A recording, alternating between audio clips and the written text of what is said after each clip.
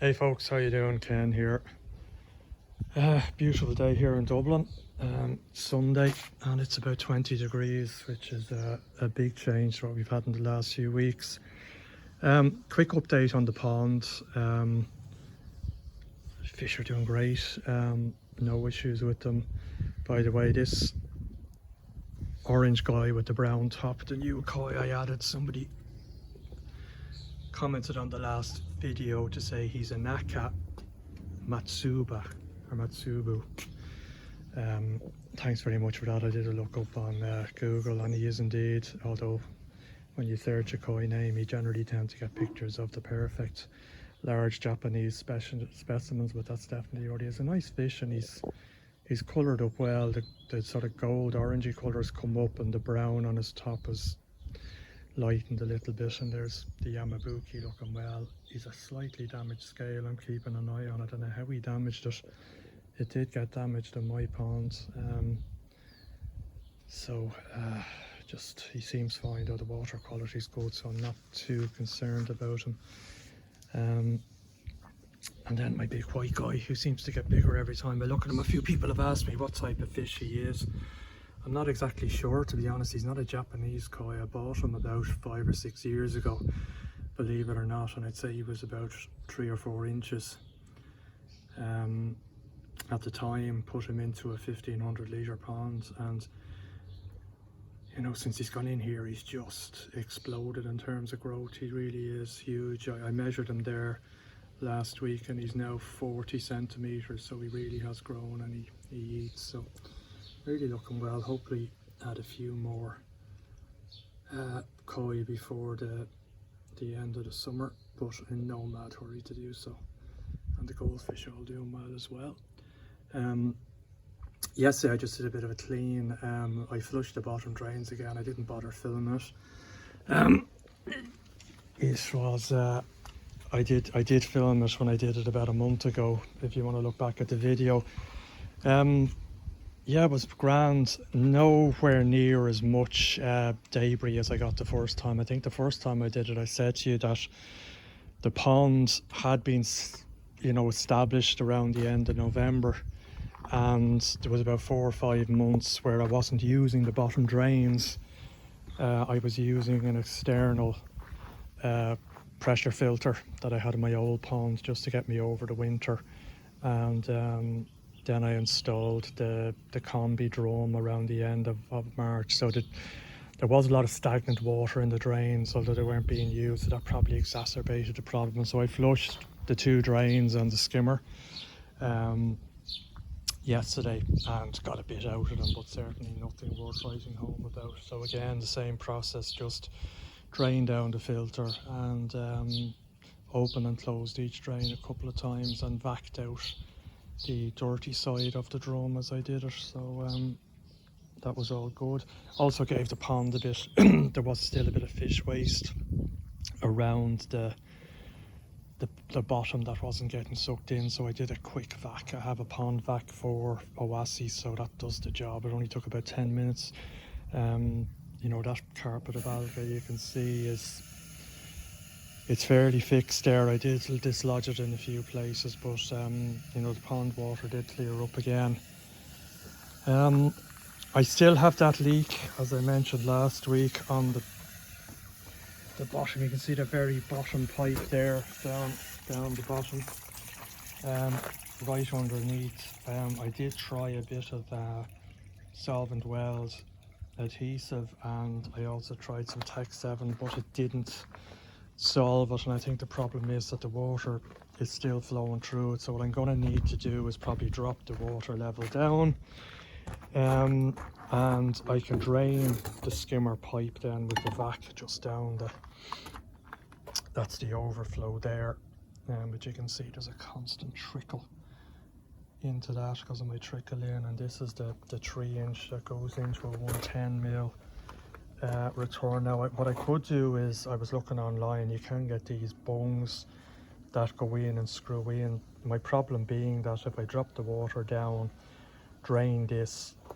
I'm going to have to leave it drained for a while to give the whatever I put on the pipe a chance to set properly. So that's probably going to take 24 hours. If I keep the level down that far, it messes up my filter then levels. So I was thinking maybe when I drop it down is drain it, get a bung it up, and then I can top up the pond again. But that's a job. It's not the you know, it's probably something, as I've said before, with hard water that I have, it's probably something would seal itself up over time. But I do need to look at it. Another thing I want to do is kind of raise this weir a little bit. I have the water height kind of where I like it, but this is a little bit low.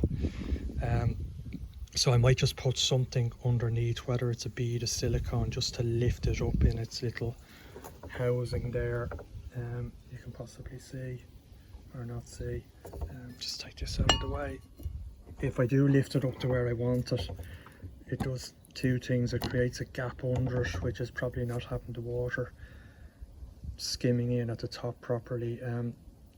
So I can probably put something in under along here in the little ridge just to raise it. That sort of, it's not even half a centimetre. But another one of those things that aren't particularly urgent, that's on the list of stuff to do. To be honest, if I was doing the pond again, and it's not a biggie, but I think I would have brought the skimmer up flush with the copings. It just is maybe set that little bit low, and I know there's stuff I can do here and be creative with that. It's not the end of the world, but one of those little things. And when you build something like this, you're always going to have little things where you'll say, no, could have done that better. But you know, I didn't even have, when I put the skimmer in before the fiberglass, and obviously I didn't even know what copings I was going to use or what width they were going to be, so it would have been difficult to sort of get it up to exactly this height. I do have a slab here that the guy who installed the copings for me cut me, so I can put it in on top here and it's flush. But you know, with ponds, guys, the optics are important, but they're not as important as how the pond operates and how the skinner operates. There's a good pull off it, which is the best thing, but you know, whether I bother putting that slab on top, I don't know. The optics of it sitting slightly lower doesn't really bother me. So the main purpose of the video today is I'm about to pull the trigger on something to fit into this gap for the waterfall.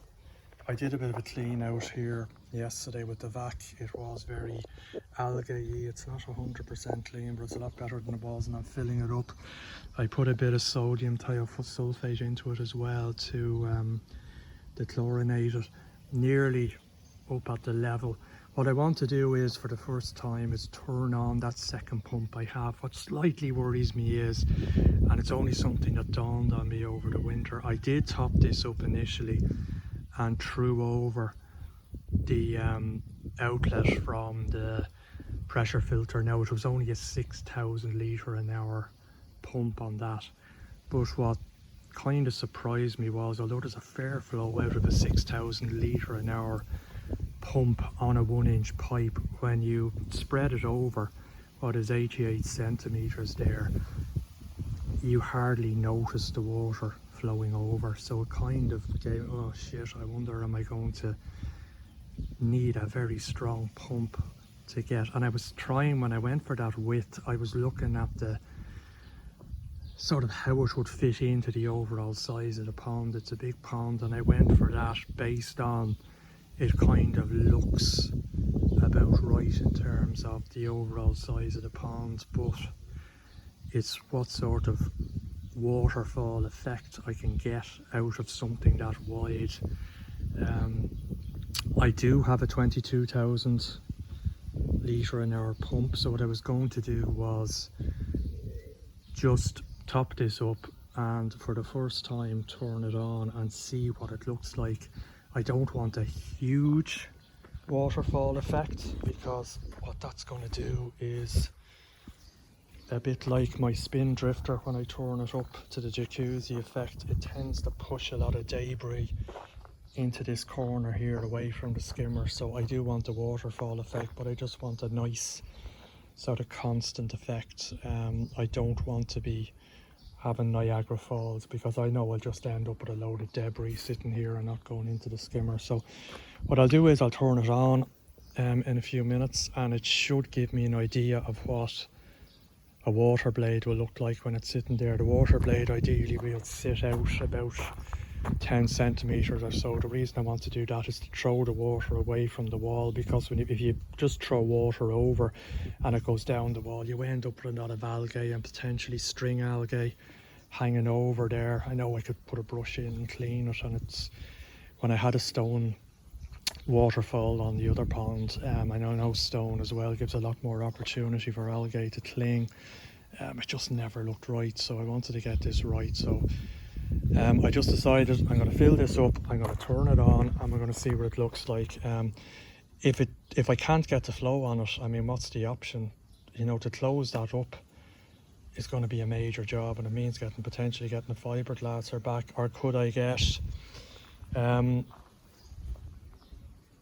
a spill made that sort of goes in at an angle and sort of brings the water in and throws it out over a shorter space? Mightn't look as well, although I suppose it could be done. So before I pull the trigger and ask for this thing to be made, I just want to make absolutely sure. The last thing I want to do is spend €260 on it, which is what it costs to get a stainless steel wool custom made, and then realise that it's not the job and having to get something else made. So just bear with me, I'll let this fill up, and I'll pop inside and show you the process for turning this pump on. No doubt I'll probably have a few leaks on unions and stuff, as I did in the other pump, because I haven't turned this one on at all, but sure, that's just the way it is, and I'll sort that out. But we can play with the speed of that pump.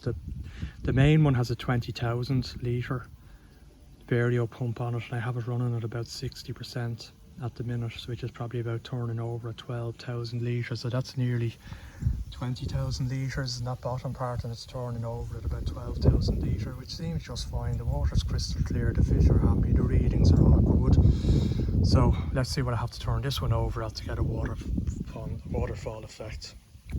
Okay, in a few minutes you'll join me again, and we'll be in the filter house. Cheers. Right, here we are in the filter house. Not a lot to report here. You can see my current pump here coming out on the middle outlet, in and back out. This return here on the right hand side, I have my finger pointing, and that goes out to the two returns in the main pond. Then there's this second outlet here. There's another third one on the far side I'm not using. That goes into another pump here, and out into the back part of the pond. As I say, you can see the ball valve is closed there and there, so I haven't been using it. The two pumps are very similar. You can see the one I'm using at the minute, which, as I say, is running about 60%, is an Aqua Eco 20,000 litre vario. The one on the back part is a slightly newer version. It's a 22,000 litre per hour, and it's I don't know what the SW means. These I got from Coastal Koi. They are pretty good value from them. If you look at the controls, I mean, around this price range there's a fair choice of vario pumps. But when I see and I look at the housings on the pump and I look at the control units, I think they all come out of the same factory. They're just branded differently, but Coastal Koi for me had the best value. So what I'll do is, and I may not be able to do it with one hand, is open. No, I'm not. In a sec. Right, that's that open. And as I say, I'm expecting a couple of leaks here, but let's see where we go. And I'll open this one as well. Okay, now I have my main pump plugged in here on the circulation pump. There's only one plug for circulation pumps, so I'm going to have to be creative. The advantage of having it in there is that if the water level drops down in the filter, i.e. drops down in the pond, then there's a danger of the pump running dry. The control unit in the filter cuts the power to this socket, and I've only one circulation pump socket. Now what I could do is just create another socket double socket up here and have a plug out of it going in there. Possibly will do that, just to make sure that when I am running the two pumps that they will both cut out if something went wrong and the levels started to drop. So what I'll do is I just have this one plugged in here to a straight socket, lean over and turn it on. There you can see it's doing something. You can hear water rushing, and it's not rushing out here, which is great. Now that's way up too high. What I'll do is, first of all, I'll turn that down. The F there is a percentage, so we'll turn it down to 50%. Save the other one on 60. So that's about 114 watts. I have the other one running, it tells you all the time what the wattage it's using, 77 watts. So let's take a trip outside and see what that's doing. That's actually not too bad. Sure it's not. I mean, that's only half, and we are getting... Yeah, actually I'm happy with that. That is just pretty nice. Now I probably wouldn't want it more than that. And in terms of managing, probably a load of crap came out of here. It did, you can see it there out of those pipes because they weren't being used, but that's expected. That's a vac job. There's no bottom drain in there, obviously. I'm happy with that actually. I'll tell you what we'll do. We'll turn it up full and see what it looks like then. Probably far too much. But let's just pop in. But that's a lot better. So that's running at about 10,000 litres a minute, and that looks fine, so I'm happy with that. Let's turn it up to full and see what happens. I don't know whether that might be too much on my filter. That's up at 100% now, 200 watts. Not sure I'd want to be running 200 watts. Well, that's about 300 watts, 24 hours a day. Let's have a look. Actually, it doesn't look a huge amount better. A bit more of a flow, but that's just... Yeah, it's not a huge amount of difference. It doesn't look like twice as much of the flow. But no, okay, that answers my question. I'm happy with that. Nice flow over. I was concerned, as I said, about the width of my flow I get, but that just looks nice. Probably nearly get away with not having a stainless steel, but I would prefer to have something that sticks out a bit and gives me a nice sort of water blade effect.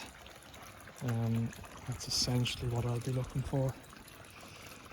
So happy with that. The fishies happy with it. They seem happy with it as well. Probably an extra bit of oxygenization. So what I could do is try and balance the watts then between the two pumps. I've been getting away with 70, so could I drop this down to... It's 50% again. It's how much you feel the water needs to be turned over, really, in terms of the fish. So I'm running at... I could probably drop the other one down maybe to... You know, at the end of the day, it will just be the returns won't be as forceful in the pond themselves, but the water's obviously still being pulled through the bottom drains on the skimmer to get back up, so I could balance them fairly well when I'm running the back and not have as much wattage on the bottom part. Let me see, I've no sign. Oh, I do have a little bit underneath there, do I? Yeah, I do there, as you would expect. That's just a union. I would say the same as here. I can have a go at tightening up. I did have a leak here before. Now I did tighten it. I think I sorted that out up at the top here.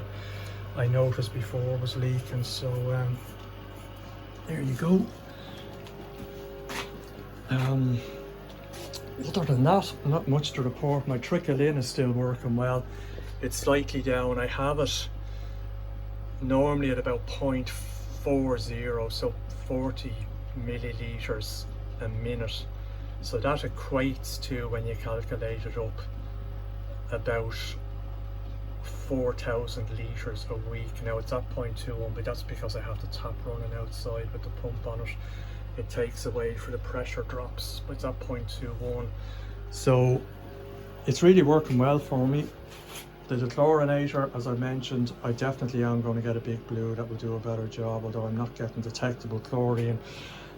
That is near end of life. If I look here, I can see since I set the pump this up probably around the middle of April, I've put 23,000 litres through. So I think this thing, the Owasi dechlorinator with the wellies on it, has a capacity of about 100,000 litres, so I would guess that's pretty near end of life anyway. The big blue should last me a lot longer.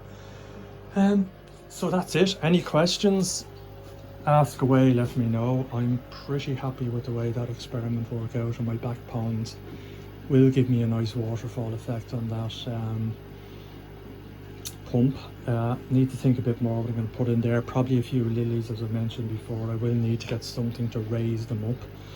And I'll probably put in a few baskets of media that would give me a little bit more filtration, although as I mentioned in the last video, testing the water every 3 or 4 days, and now that I'm feeding twice a day, still getting 0 ammonia and 0 nitrite, which is great. I'm surprised, but it is great. I would have expected to get something, but maybe seeding my media with the bit of sponge out of the pressure filter, and probably a bit of maturity I got in the pond as a whole. I know most of your biological maturities in your filter, but you do get a bit in the pond as the pond matures around the pipe work and around the walls, and maybe I managed to get some of that as well over the 5 months, even though I wasn't running this filter. So thanks again. Hope you found that useful. Any questions, just blast away in the comments. Thanks a lot.